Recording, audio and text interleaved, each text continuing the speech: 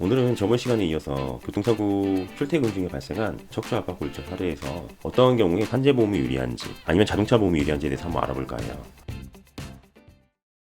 저번 시간에 발생했던 출근 중 발생한 요추 압박 골절 사례를 갖고 한번 얘기를 해보고요. 이분 같은 경우는 출퇴근 중 발생한 차량이 전복되는 사고로 인해서 탑승자로서 척추 요추 2번이 압박 골절이 됐던 사례였죠. 보게 되면 차량이 정상적으로 진행하다가 빗길에 미끄러져서 전도됐고 가드레인에 충돌돼가지고 4에서 5m 아래로 떨어지는 사고로 인해서 다치게 됐던 사례였는데요.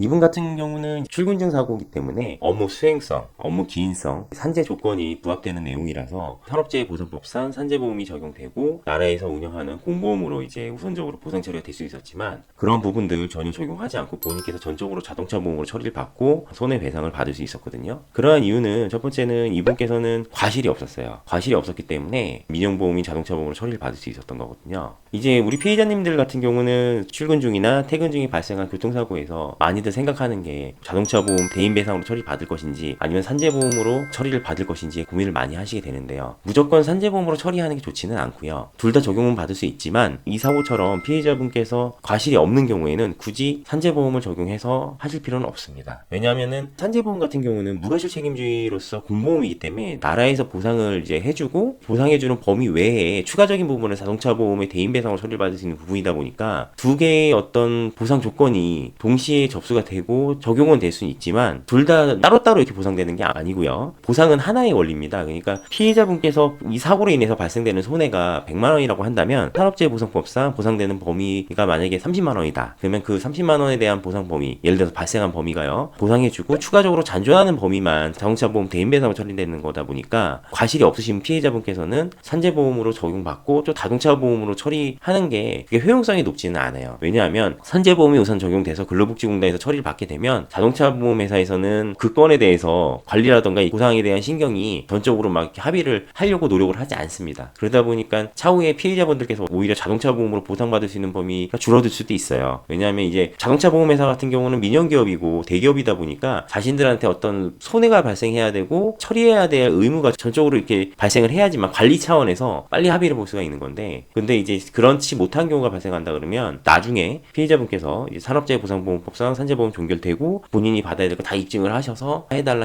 이렇게 노력을 하셔야지만 되는 부분들이기 때문에 굳이 과실이 없으신 분들 같은 경우는 산재보험으로 처리받을 필요 없이 자동차 보험으로 받으시는 부분이 좋습니다. 그리고 이제 이 외에 자동차 보험의 대인배상으로 처리받기보다는 산재보험으로 받아야 되는 경우들이 있는데요. 그러한 경우들 같은 경우는 이 사례와 반대 사항으로서 피해자분께서 과실이 많은 경우, 그 다음에 피해자분께서 나이가 많으신 경우, 연령이 높으신 경우에는 우선 무조건 산재보험으로 처리받으신 다음에 추가적인 부분으로서 자동차 대인배상으로 처리받는 부분들이 있겠어요. 그러한 이유는 산재보험은 앞서 말씀드렸다시피 공적 보험이기 때문에 무과실 책임주의를 우선 지향하고요. 그리고 나서 이제 잔존하는 부분들은 이제 자동차 대인배상으로 처리받는 부분이다 보니까 나이가 많으시고 과실이 많으신 분들 같은 경우는 산재보험 처리를 우선적으로 받으셔야 되는 건데 자동차 보험에서 나이가 많으신 분들 같은 경우는 법률상 손해배상 책임이 있어서 가동연한이라는 게 있다 보니까 그러한 부분에서 영구적 장애가 발생을 하고 그 다음에 또 소득적인 부분에서도 소득이 인정될 수 있는 범위가 한정되다 보니까 자동차보험 대인배상에서 적용되는 범위가 굉장히 이제 미미하거든요. 근데 이제 산업재해보상보험법상 산재보험은 나이 부분을 떠나서 어쨌든 피해자분께서 출퇴근 중 발생한 사고에 있어가지고 장애급여에 대한 부분은 평균 임금에 적용되는 등급 1수에 비례해서 보상이 되고 휴업손해, 유한급여, 치료비에 대해서 다 지급이 되다 보니까 자동차 보험하고는 차이가 있습니다. 그렇기 때문에 나이가 우선 많으신 분들은 첫째 산재보험으로서 우선 먼저 적용하고요. 그 다음에 산재가 종결된 후 추가적인 부분은 자동차 보험 대인배상으로 처리받는 게 추천드리고요. 그 다음에 또 두 번째가 과실이 많으신 피해자분들, 이 부분은 나이 유무를 떠나서 피해자분께서 과실이 많은 사고라고 한다면 출퇴근 중 교통사고나 아니면 업무 중 교통사고에서 발생한 사례에 대해서는 무조건 산재보험이 우선 적용되고 그 다음에 자동차 보험 대인배상으로 처리받는 게 무조건 유리합니다.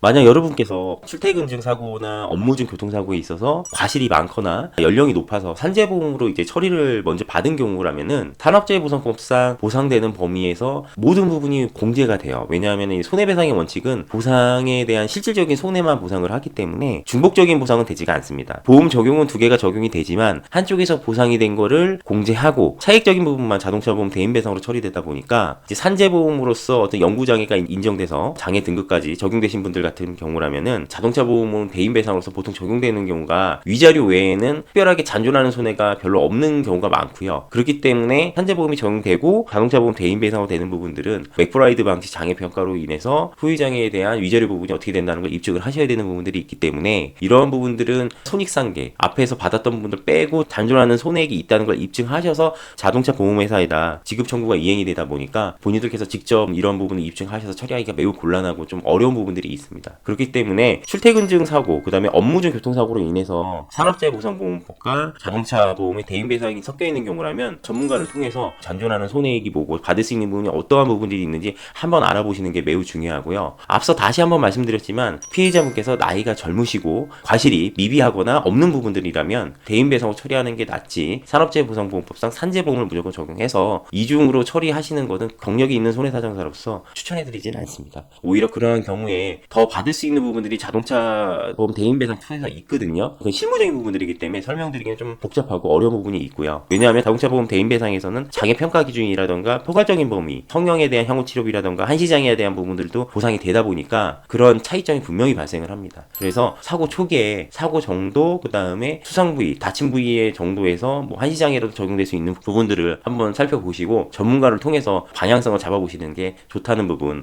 한번 말씀드리고요. 오늘의 보상의 공통 이야기는 출퇴근 중 교통사고, 그 다음에 업무중 교통사고 중 산재보험 적용이 낫는지 아니면 자동차 보험 대인 배상으로 처리받는 게 낫는지에 대해서 한번 안내해드렸으니까 오늘 영상 끝까지 한번 시청해보시고 여러분들에게 큰 도움되기 바라는 마음으로써 오늘 영상은 여기서 마치겠습니다.